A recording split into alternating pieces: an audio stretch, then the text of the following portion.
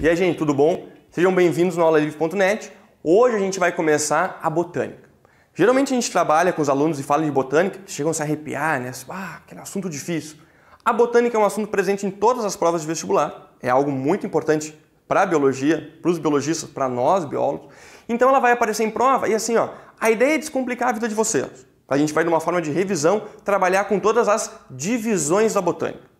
Uma ideia boa que a gente tem que ter é com os nomezinhos que complicam, mas é interpretar eles e trabalhar sempre, né, com o seu antagônico, com aquele que tem uma função contrária, com uma visão evolutiva. Surge aqui, não tem aqui, e a gente consegue entrelaçar isso. É o que muitas questões fazem. Tá?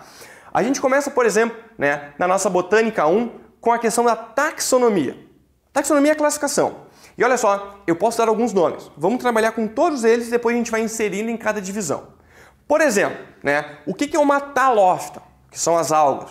São aqueles vegetais que o corpo é um talo. Ele não tem diferenciação, é simplesmente um talo.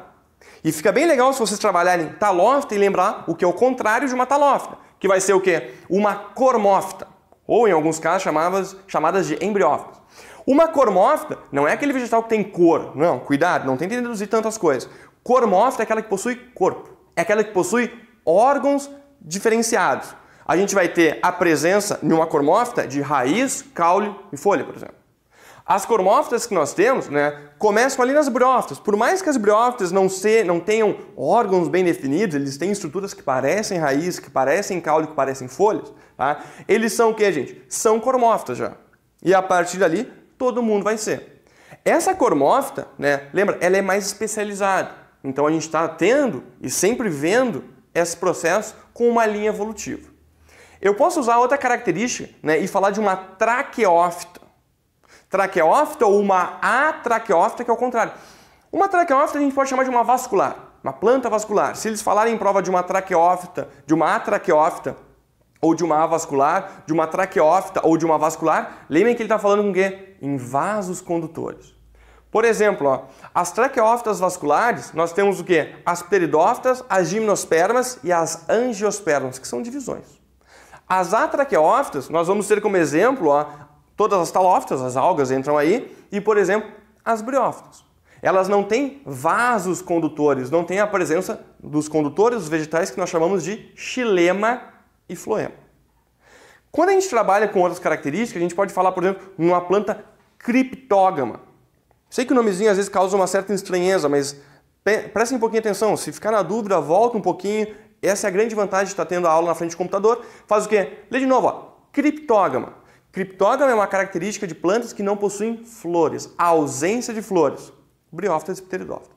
Agora, o contrário de uma criptógama que não tem flor é uma fanerógama que possui flor. Essa fanerógama vai ser as gimnospermas e as angiospermas. Então, criptógama sem flor, fanerógama, lembra? Fanerógama com flor.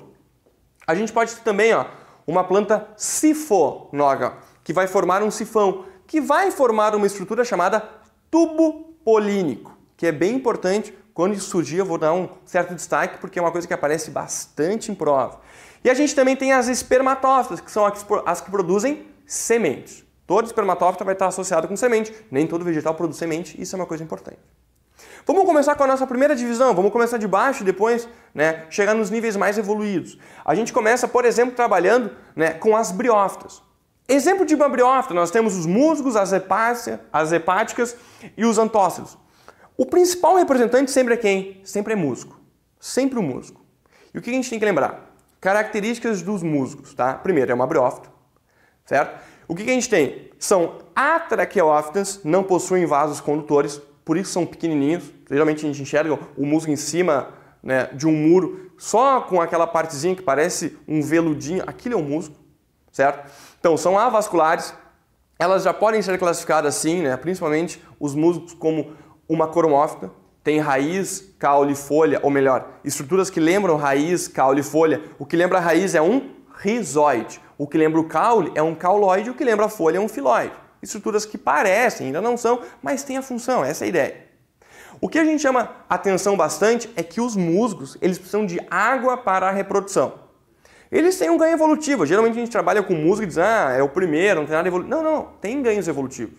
O musgo é o primeiro a possuir um sistema de sustentação. Ele se sustenta, né? O musgo, por exemplo, né, ele é o primeiro a ter estruturas que protegem os órgãos reprodutores. E eles conseguem, por exemplo, sair da água. Se não, tem que ficar na água, porque aquele órgão reprodutor vai dissecar, basicamente, né? Então a gente tem, nos musgos, uma questão interessante, né? Então, eles saem da água, mas são os primeiros vegetais, a gente pode trabalhar com vegetais terrestres, né? Então, por isso que eles são um pouquinho evoluídos.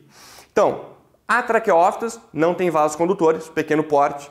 Eles são, né, plantas acifonógamas, não possuem o tubo polínico, certo? Não tem aquele sifão e precisam da água para a reprodução. Tem gametófito, e a gente trabalha muito com as fases, o gametófito e o esporófito. Geralmente a gente fala isso, né? Os alunos ficam com medo do ciclo reprodutivo. Gametófito, esporófito, aquilo sempre me confunde, aquilo é um horror. Não, calma. Olha o que diz o nome. Gametófito, tá? Fitoplanta que produz gametas. Esporófito, fitoplanta que produz os esporos. Todos os vegetais se reproduzem por uma alternância de gerações. Lembrem disso, por uma metagênese. Quando o esporófito forma o gametófito, isso é uma reprodução assexuada. Nem tem gametas envolvidas.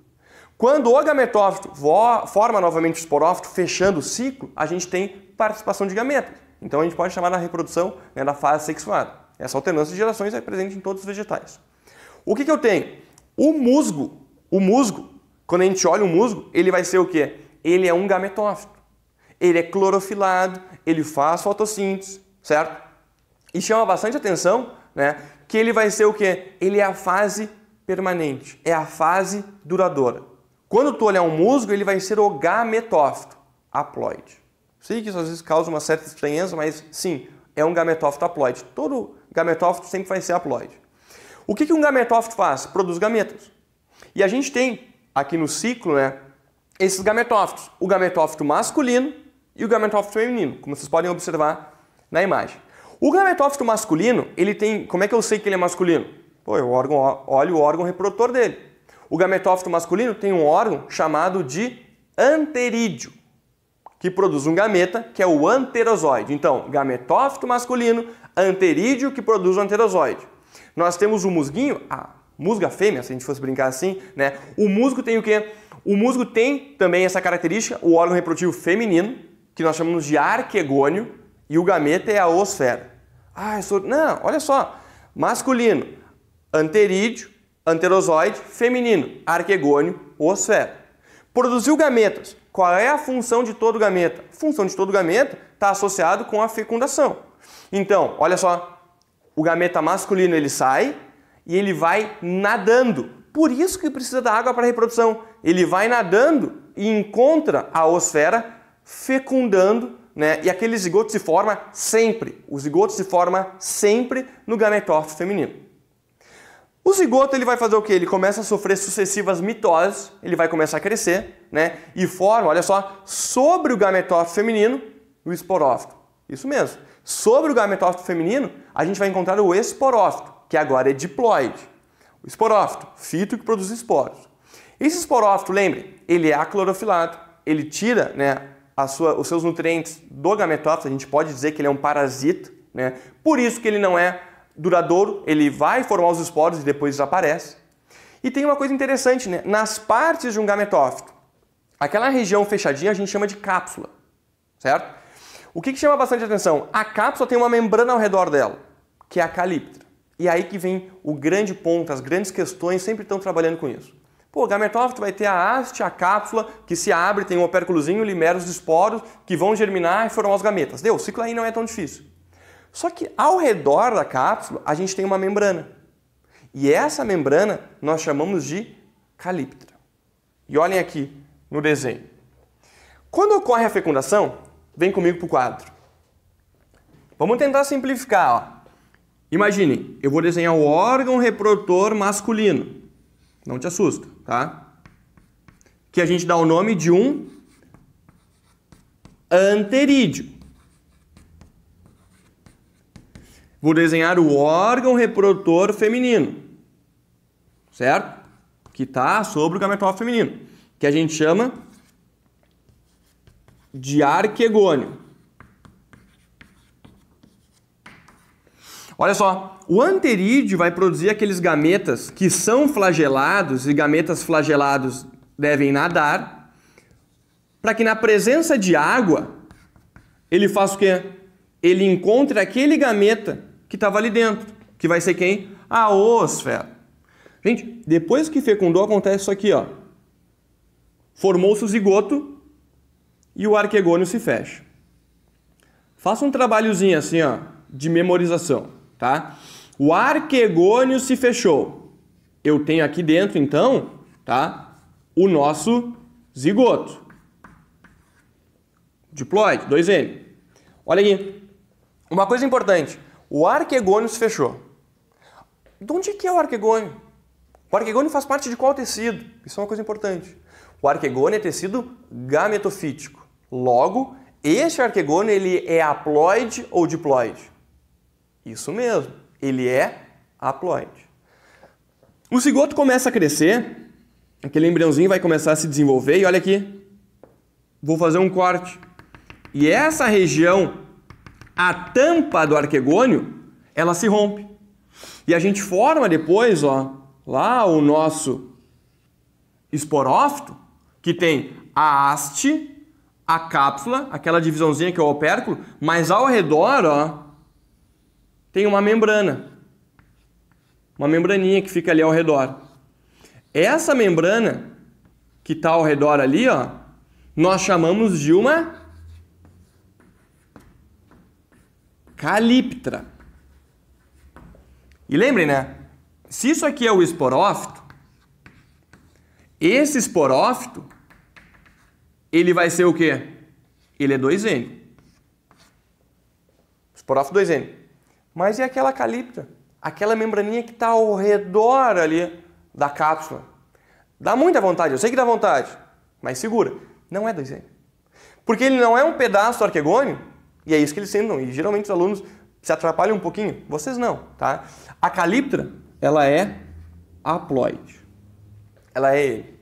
E eu sei que parece um detalhezinho meio bobo, mas são essas coisinhas que aparecem em prova. E essas coisas que você não pode errar na prova. Certo?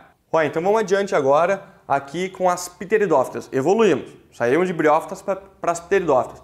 Pensem assim, ó, o que é ganho evolutivo? O que surge pela primeira vez? E é algo muito importante. Nas pteridófitas, né, vai surgir o quê? Vasos condutores. Então, se briófita era uma atraqueófita, as pteridófitas serão o quê? Traqueófitas, plantas vasculares, surge o xilema e floema. Exemplo que nós temos, né, das pteridófitas, pô, o principal exemplo, os xaxins são exemplos, né, mas o principal exemplo é uma samambaia. E o que chama atenção? A samambaia já é uma cormófita bem definida, a samambaia ela é uma traqueófita, certo? Só que falta o que ainda para ela? Faltam algumas estruturas. Ela não tem, por exemplo, tubo polínico, que olha como é importante. E se não tem tubo polínico, de novo, precisa do quê? Vai precisar de água para que ocorra, né, o processo de fecundação. Mas assim, ó, olha que coisa importante. Quando eu olho para uma samambaia, e é isso que você tem que se dar conta. Quando eu olhei para uma samambaia, todo mundo deve ter uma samambaia em casa, olha para ela. Essa samambaia, ela é um esporófito. Esporófito 2N. Um esporófito que vai produzir o fito que produz os esporos. Quando vocês pegam uma samambaia, geralmente naquela face inferior da folha, a gente vai encontrar o quê? Pequenas manchinhas marrons. O que é aquela manchinha? Aquela manchinha não é que a tua planta está doente, não é que tua planta foi atacada por um inseto, é uma coisa natural dela. E muita gente acha, aquilo são os esporos. Também não. Aquilo são esporângios. Eu sei que vocês não gostam do nome, essas coisas tem que lembrar. Tá? Então a samambaia, que é o esporófito diploide, possui esporângio, que é uma urninha, aonde ali dentro ocorre a meiose que vai formar os esporos. Quando a gente encontra essas manchinhas embaixo na face inferior, nós chamamos elas de soros. E o que é a definição de soro? O soro simplesmente é um acúmulo de esporângios. Esses soros, é bem importante vocês lembrarem, né, que dentro dos esporângios vai possuir e vai ocorrer o processo da meiose. E o soro é uma coisa natural. Olha só, esse esporo que foi formado, ele vai para o solo e vai sofrer uma germinação. A germinação de um esporo, de qualquer esporo, sempre dará origem a um gametófito. Aqui nós temos outro detalhezinho. É um gametófito mais especial. É um gametófito hermafrodita, que nós chamamos de prótalo. No mesmo gametófito, lembra que lá nos musgos nós tínhamos gametófito macho, gametófito fêmea, ou musgo macho, musgo fêmea? Aqui não. Aqui tu tem um prótalo que é um gametófito hermafrodito. Então, na mesma estrutura, tu vai ter o órgão reprodutor masculino e o órgão reprodutor feminino. Esse órgão reprodutor masculino vai produzir de novo, é o anterídeo que produz os anterosóides que vai nadando para que ocorra a fecundação. Naquele prótalo, começa a se desenvolver o quê? Vocês conseguem ver na figura, ó, aquele esporófito que veio e é fruto de uma fecundação e nessa fecundação organiza e origina um organismo diploide, 2N, que vai se desenvolver numa grande samambaia. Coisas importantes quando a gente trabalha, né, com as samambaias é sempre lembrar, né, que o principal representante das pteridófitas são as samambaias, é sempre lembrar que a fase predominante, a fase duradoura, começa agora a ser o esporófito, que nós temos os soros, que nada mais do que são acúmulos de esporângios, onde ali dentro ocorre a meiose, se formam os esporos. Em alguns casos pode até ser produzido por um indúsio, tá, que é uma membraninha. E nós temos o prótalo, que é um gameta bissexuado, né? Um gametófito bissexuado que produz tanto gametas masculinos como gametas femininos. Isso é um ganho evolutivo para elas, tá?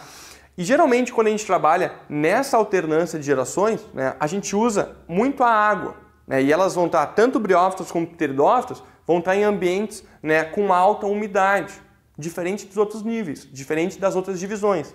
Mas as outras divisões a gente vê na nossa aula, que vai ser a Botânica 2, e não se esqueçam, todo o material está disponível no site para vocês. Espero vocês na próxima aula. Tudo de bom, gente. Tchau.